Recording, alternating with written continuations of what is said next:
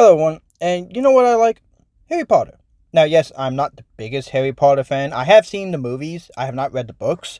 And while I think the movies are pretty good, other than like Order of the Phoenix and Half Blood Prince, I felt like those two weren't really that great. However, while I'm not a big fan of Harry Potter, I still do like Harry Potter, and I like the franchise. And I do think it's pretty good. Now, Harry Potter was in a kind of weird spot for me growing up because, at least to me, it felt like if you liked Star Wars, for example, you could not like Harry Potter. It felt like there was two separate groups of people where you either liked Star Wars or you liked Harry Potter. If you liked one, you could not like the other. Now, I will say, I am a bigger fan of Star Wars, I still did like Harry Potter, but it still kind of felt that way, at least to me. But, nowadays it kind of seems like the fan bases aren't really like that anymore. I don't know if they ever would. It just felt like that to me. But since I'm talking about Harry Potter, obviously I'm making a video about Harry Potter, and I feel like many people would think that I would talk about Hogwarts Legacy, the game that just came out not that long ago. But I heard it was very loved and did very well, even with all the controversies around it and people screaming about politics and whatever. However, I am not talking about that game today. Maybe I will someday. I don't know. Well, then maybe, I'll talk about the other Harry Potter games like, Chamber of Secrets or Goblet of Fire. Maybe later, but not today. Because today I actually want to talk about a different I feel like forgotten Harry Potter game, and that is Lego Harry Potter.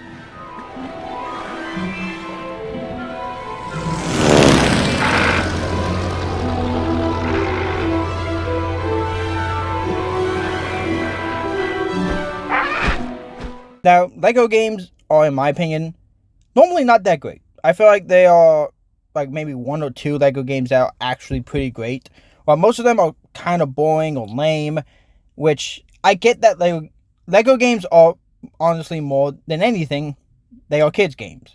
And, they will be easy and you'll be able to go through them without any issues. I feel like most Lego games aren't that great. The Lego Batman games, I thought the first one was pretty good, but the others like Lego Batman 2 and 3, where they started bringing in other DC superheroes, I wasn't that big a fan of. And, those games also had like voice acting. At least, I don't remember if the second one did, but I know Lego Batman 3 had voice acting, which I'm not a big fan of. And of course, I love the Lego Star Wars games, like the original Lego Star Wars games where you could play through, and the complete saga where you could play through episodes 1 through 6. That was a lot of fun. I loved it. And honestly, I feel like everyone who grew up on Lego games played Lego Star Wars. Like, I don't think there's a single person. I don't think there is a single person who hasn't played the original Lego Star Wars game. However, back to Lego Harry Potter, I honestly think this game is pretty great. I feel like it's a good Lego game, and just like Star Wars, it's really fun playing through all the movies and Lego adding their own thing to it. So honestly, I didn't really know how to do this video. I didn't know exactly what to talk about, and also if I wanted to talk about each individual movie while playing through the game. However, I decided that I was simply just going to try my best and talk about the gameplay and how the game is, because there's honestly only so much you can really talk about when it comes to a Lego game, especially one like this. Now, the first thing I want to talk about is kind of the presentation of this game, and while I know it's Lego, I do think it looks pretty good. I think the game does look pretty good. Hogwarts especially looks great in Lego. I also want to talk about how this game tells its story, which I personally love. Now, I feel like everyone knows the story of Harry Potter. He's the boy that lived, the kid whose parents were murdered by Voldemort, and he survived a death-killing spell, and then he would join Hogwarts and, along with Ron and Hermione, become a better and better wizard until he finally takes out Voldemort in the end. So I feel like everyone knows that story. So Lego Harry Potter basically tells the story of the movies and the books, but I love what this game does while telling the story. You see, when this game was made, this was the time where, Lego games did not have voice acting. Basically had no voice acting at all. And I love it. To me, Lego games having voice acting was always weird, and kind of brought me out of the fun. Meanwhile, with Lego Harry Potter, I really like how the story is shown. Throughout any cutscene where normally there would be dialogue telling you what is happening, or like a character's actually speaking, instead you just have the characters basically make noises, and also by their movement, it tells the story. Like, you get an idea what the story is from what they're doing. And this is great because LEGO also adds a lot of charm and funny moments with these scenes. That throughout my entire time playing, I was laughing my ass off. The scenes were always funny. I loved them.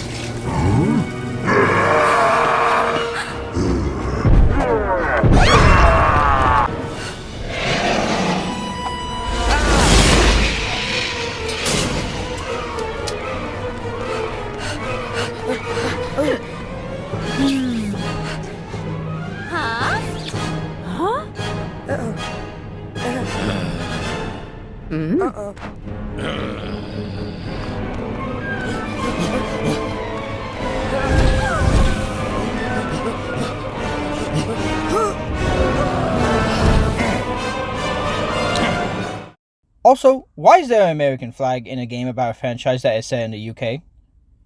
The gameplay is also really fun as well because unlike other LEGO games, like LEGO Harry Potter, LEGO Star Wars, or LEGO Batman, in Harry Potter, you can punch.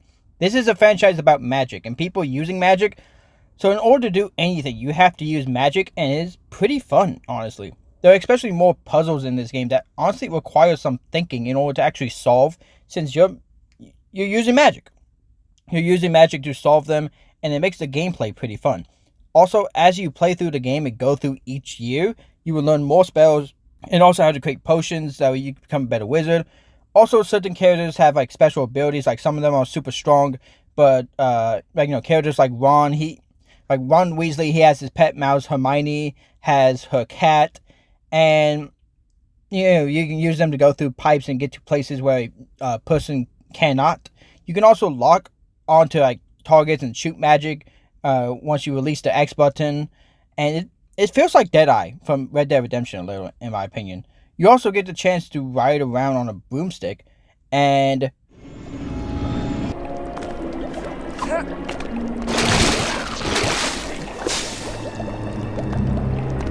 wait, did I just give two fishes chicken? Did I just feed fishes chicken wings? Your hub world is Diagon Alley, and here's where you can buy outfits for characters. You can also buy some new spells and powers, and also you can go to the Wizard Bank where you can use your golden bricks and unlock a secret level where Harry Potter can drive a car and destroy everything. Take that, you Muggle trash! You can also swim in this game, which I didn't really even know about that, I didn't know that you could do that, which is also like cool. I always love swimming in video games. Throughout the game, you can play as many different Harry Potter characters, from Harry Potter himself, to Ron and Hermione, to Hagrid, to even Voldemort himself, which I just find funny. Each character has their own ability that makes playing as them different, but throughout the entire game, I mostly just played as Harry. Also, while you walk around Hogwarts, you can do some side activities that will get you either coins or some collectibles as well. You also learn a lot of spells as you go through this game.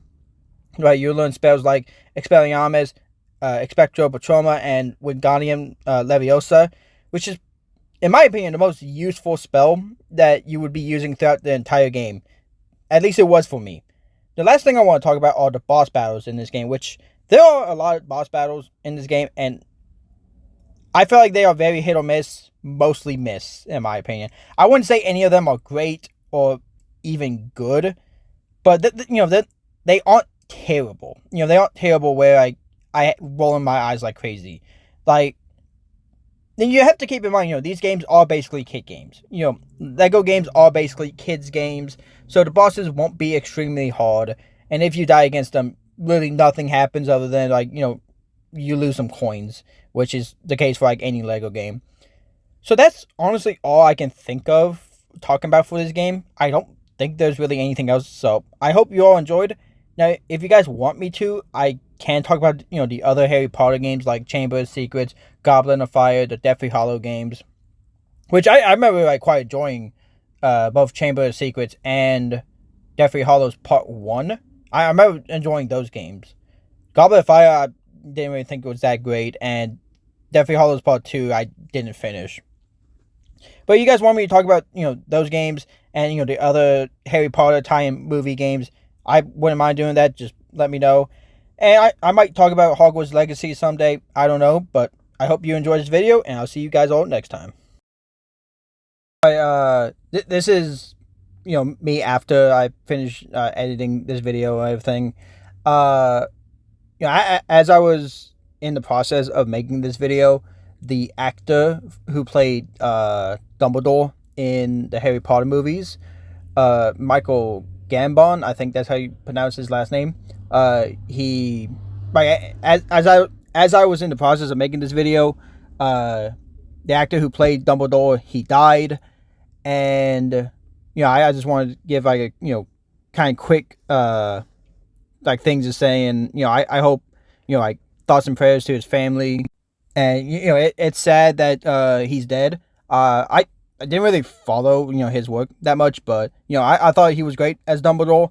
I thought since I'm talking about Harry Potter, and yes, it's Lego Harry Potter, but I was like since I'm talking about Harry Potter, let's mention something about how he's dead, and he was great as Dumbledore.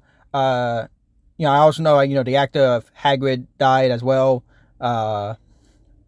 So and they were both great. So I just wanted to say something and give thoughts and prayers to his family. But that's all. Thank you all for watching, and goodbye.